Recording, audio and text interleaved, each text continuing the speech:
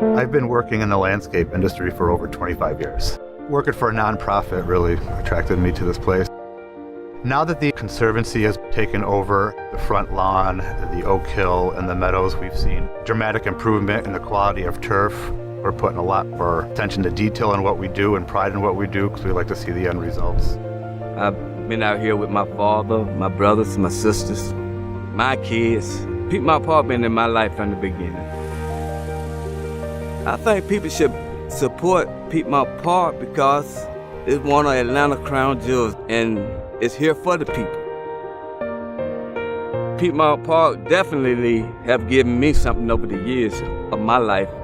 So to give back, if I can, that's what I wanted to do.